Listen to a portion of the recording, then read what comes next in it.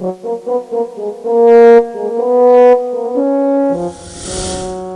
most interesting of these works to us is Lord Bacon's because of the tremendous implications that are involved in the book and which surround it.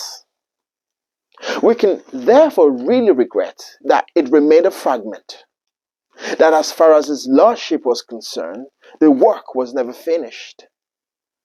We might know, however, that in 1660, what was considered to be or advanced as the continuation of the New Atlantis was published.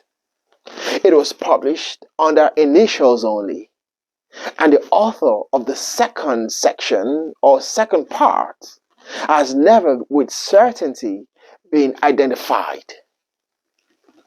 Studying it, however, there seems to be some questions as to whether the second part shall be considered a legitimate extension of the original or whether it was a fabrication of later date by some ambitious person who sought to expand the earlier accounts.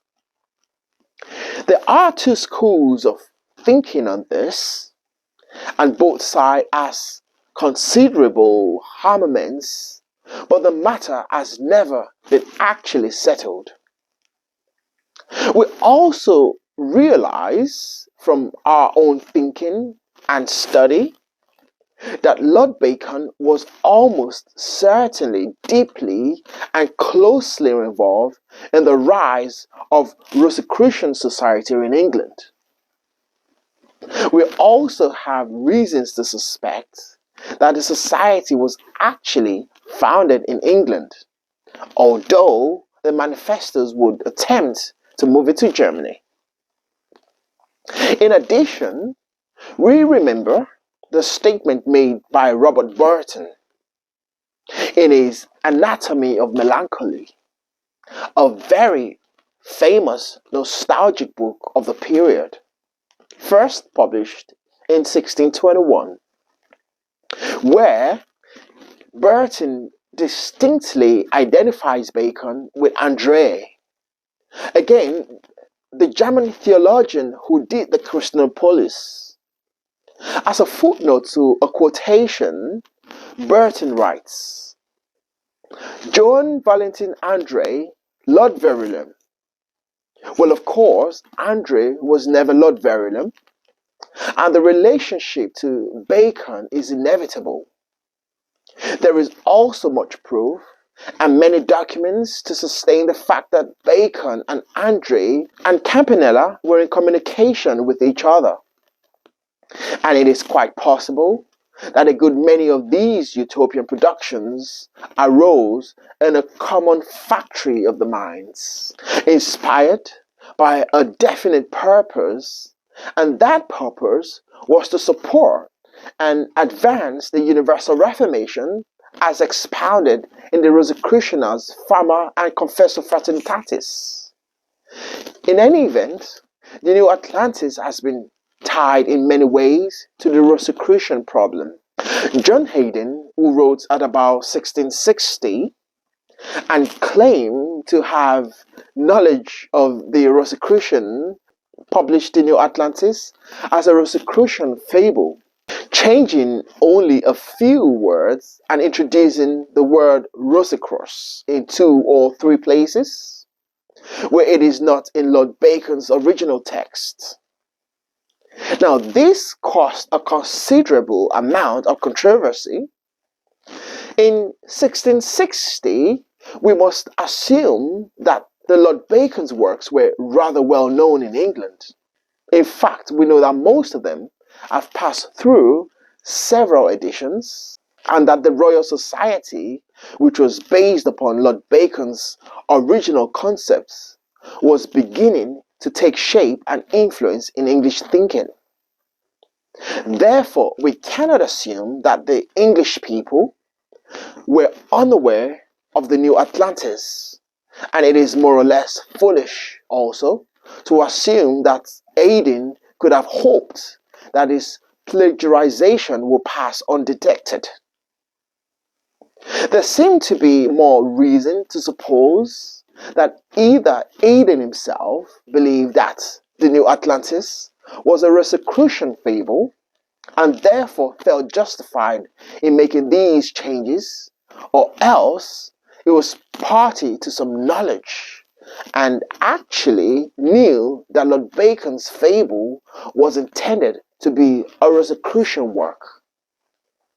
These questions are probably over the period of centuries we would answer, but at least they're worth thinking about as we proceed. So, we come now to the New Atlantis itself, and I think we have an interesting project to explore. In the first edition of the New Atlantis, published in 1627, as the appendix to it, Lord Bacon's Silva Silvarum, or A Natural History in 10 Centuries, whereunto is newly added the history of natural and experimental of life and death, or of the prolongation of life.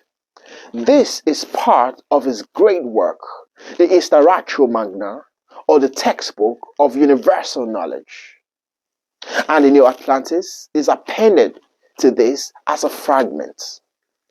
This was its first appearance in print. It is described on the title page, The New Atlantis, a work unfinished, written by the Right Honourable Francis Lord Verulam, Vice Chancellor Albans. And the lower part of the title page, there is a rather interesting vignette. This vignette shows the figure of time, now presented almost in the form of Pan, but as an aged man with lower members resembling those of a goat, carrying also the size accompanied by the hourglass, and drawing a female figure from a carving, which is to be found at the viewer's left of the picture. The Latin motto which surrounds this central device reads that in time all that is hidden shall be made known. This is a rather interesting cryptic title, and it is found only on very few books. A particular woodblock shown on the book is an interesting thing that is worth touching upon, as it does occur on some other books. It has once been traced on an English cookbook, which is quite intriguing. This cookbook was published about the same time as the New Atlantis book, and theoretically, the printers had these devices available. The cookbook in question came out in 2 editions in the same year. One edition carried this little vignette, the other did not. They were both published the same year, about the middle 1630s or thereabouts. A copy of the book without the vignette can be bought for about £75. The only copy that has been listed of the edition with the vignette of the same year was priced now at over £1,000. The text is the same. No one seems to know why. The answer seems to be, at least, that all through this literature of this period, we have what might be termed landmarks, peculiar markings to identify or signify things of importance. There is a strong suspicion that if we went through the 2 editions of the aforementioned cookbook, we would find that they are not printed from the same type. Although they were printed in the same year, we would also find that the copy that contains the vignette is ciphered. That means it has a code running through it. The other copy does not. A number of persons are probably aware of this, and one by one, the available copy of the particular edition disappeared from public availability.